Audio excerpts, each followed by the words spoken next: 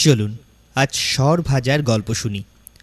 সর ভাজা হলো পশ্চিমবঙ্গের একটি বিখ্যাত মিষ্টি, যা বাংলার মিষ্টিসমূহের মধ্যে অন্যতম। মিষ্টিটির নাম মিষ্টির মূল উপকরণ দুধের সর থেকে এসেছে, আর ভাজা শব্দটি শুনলেই বোঝা যায় যে সরকে ভাজার বিষয়টিকেই বোধহয় নির্দেশ করে। সর ভাজায় গরুর দুধ ব্যবহার করা হয় এবং ভাজার জন্য ঘি ব্যবহার করা হয়। দুধের সর ও ঘি দিয়ে তৈরি এই মিষ্টি সারা দেশে ও সারা বাংলা জুড়ে সুনাম ছড়িয়ে রয়েছে। মিষ্টিটি বিংশ শতাব্দীর প্রথম দশকের গোড়ার দিকে জনপ্রিয়তা ও পরিচিতি লাভ করলেও এর প্রাচীনতম উল্লেখ পাওয়া যায় পঞ্চদশ শতাব্দীর চৈতন্য চরিতামৃত গ্রন্থে। অধরচন্দ্র 1902 খ্রিস্টাব্দে কৃষ্ণনগরের নেদের পাড়ায় সরপুরিয়ার দোকান করেন এবং দোকানটি সরপুরিয়ার ও সর ভাজার জন্য বিখ্যাত হয়ে ওঠে। হিন্দু রীতি অনুযায়ী বিজয়া বা অন্যান্য উৎসব উপলক্ষে বাড়ির প্রিয়জনদের জন্য কৃষ্ণনগরবাসীদের মধ্যে মিষ্টি হিসেবে সর ভাজা নিয়ে যাওয়ার প্রচলন রয়েছে। এবারে ইতিহাসটা যদি একটু ভালো করে নাড়াঘাটা করা যায়, তাহলে দেখা যাবে ঘরের দরজা জানলা বন্ধ করে খুব গোপনে সর ভাজা তৈরির পাক তৈরি হতো। এটাই নাকি ছিল রীতি, কারণ মিষ্টি তৈরির এই গোপন পদ্ধতি যেন ফাঁস না হয়ে যায়। কিন্তু সে খবর ঠিকই ছড়িয়ে পড়ত শহরে।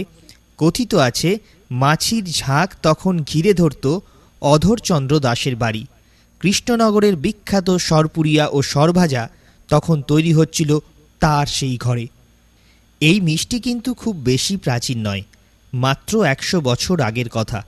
তখনই এই মিষ্টিকে ঘিরে কৃষ্ণনগরের আরও একটি পরিচয় তৈরি হচ্ছিল আস্তে আস্তে।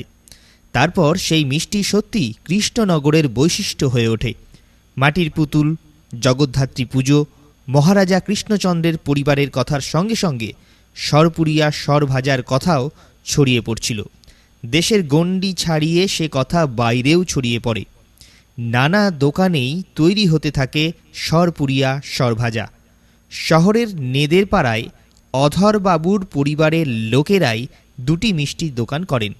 কার হাতের মিষ্টি ভালো তাই নিয়ে তর্কাতর্কিও ছিল খুব স্বাভাবিক। শহরের আরও কিছু দোকানেও এই মিষ্টি তৈরি করা শুরু হয়ে যায়। সিনেমা সাহিত্যেও এই মিষ্টি নিজের স্থান করে নেয়। এবারে উপকরণ আর প্রস্তুতিটা একটু জানতেই হয়। ঐতিহ্যবাহী মিষ্টি, ঐতিহ্যবাহী এই সরভাজা সাধারণত দুধ, ঘি, ময়দা, চিনি, গুঁড়ো করা ও মেওয়া থেকে তৈরি করা হয়। রেসিপির উপর নির্ভর করে এই উপাদানগুলির মধ্যে কিছু বাদ দেওয়া বা প্রতিস্থাপিত হতে পারে। সরভাজার সর তৈরিতে ব্যবহার করা হয় চিনি, জল, দারচিনি, এলাচ। সব গরুর বিশুদ্ধ দুধ থেকে ঐতিহ্যগত কৌশল তৈরি করা হয়। কৃষ্ণনগরের ঘোষেরা, দুগ্ধ পণ্যের ব্যবসায়ীরা, যাদেরকে আমরা ঘোষ বলি, মূলত দুধ সরবরাহ করে। তাজা দুধ একটি আধা সমতল লোহার কড়াইতে শুকনো ঘুঁটের জ্বলন্ত শিখা ব্যবহার করে পুঙ্খানুপুঙ্খভাবে ফুটানো হয়। ফোটানো দুধের উপরিভাগে সমৃদ্ধ সর তৈরি হতে আধা ঘন্টার সময় প্রয়োজন হয়। এই প্রক্রিয়া চলাকালীন হাতা বা একটি দণ্ড ফুটন্ত দুধের মধ্যে নাড়ানো হয়। শুকনো গোবরের ঘুঁটের স্বল্প তাপ দুধকে ঘনীভূত করে তোলে এবং পৃষ্ঠে দুধের স্নেহ পদার্থ ঘন স্তর জমে যায়। একে সর বলা হয়। সর ভাজায় ব্যবহৃত সর সাধারণত 7 থেকে 9 ইঞ্চি ব্যাসের হয়। 9 ইঞ্চি ব্যাসের সর পেতে প্রায় 400 মিলিমিটার দুধ প্রয়োজন হয়। কড়াই থেকে সর সংগ্রহ করে ঠান্ডা করার জন্য সুতি কাপড়ের টুকরোর উপরে ছড়িয়ে দেওয়া হয়। ঠান্ডা করার জন্য প্রায় 2 থেকে 3 ঘন্টা সময় লাগে। সর ভাজার জন্য ক্ষীর নামের আর একটি দুগ্ধজাত পণ্য প্রয়োজন হয়, যা দুধকে ফুটিয়ে তৈরি করা হয়। ক্ষীর তৈরির জন্য গরুর তাজা দুধ আধা ঘন্টা ধরে ফোটানো হয় এবং একটি হাতা দ্বারা অনবরত নাড়াতে হয়, যাতে ঘন থকথকে আকারের ক্ষীর নামক ঘন দুধ পাওয়া যায়। দুধ ফুটানোর সময় চিনি যোগ করা হয়।